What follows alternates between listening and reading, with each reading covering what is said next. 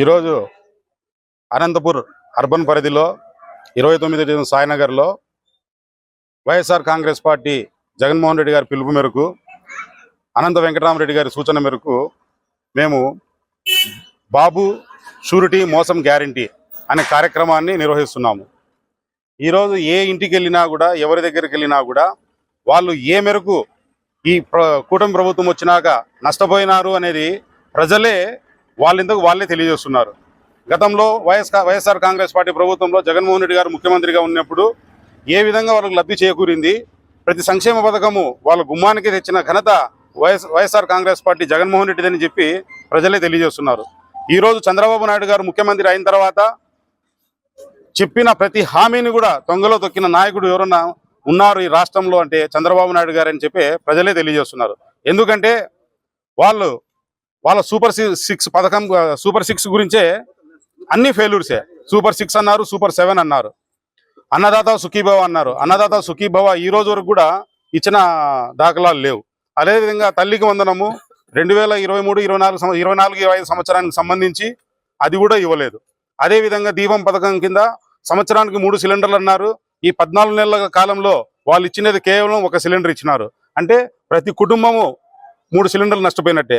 అదేవిధంగా ప్రతి ఇంట్లో ఉండే నిరుద్యోగులకి సంవత్సరం నెలకు 3,000 రూపాయలు చొప్పున ఇస్తానన్నారు.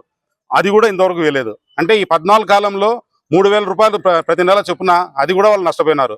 అదేవిధంగా ఆడబిడ్డ అనేది ఇది ముఖ్యంగా మనము చెప్పాల్సిందే. ఎందుకంటే ఆ రోజు ఎలక్షన్ల ముందు చంద్రబాబు నాయుడు గారు ప్రతి ఇంట్లో ఎంతమంది ఆడోళ్ళు ఉంటే ప్రతి మహిళకు కూడా 1,500 రూపాయలు ఇస్తాను నెలకు అని చెప్పినారు. 19 ఏళ్ళ నుంచి 49,000 వరకు.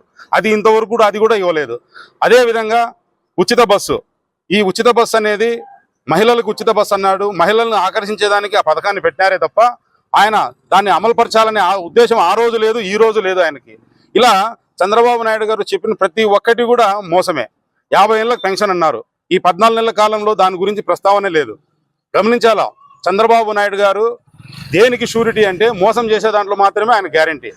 గతంలో ఎలక్షన్ల ముందు పవన్ కళ్యాణ్ గారు, చంద్రబాబు నాయుడు గారు ఇంటింటికి ఒక బాండ్ రూపంలో సంతకాలు పెట్టి పంపించారు.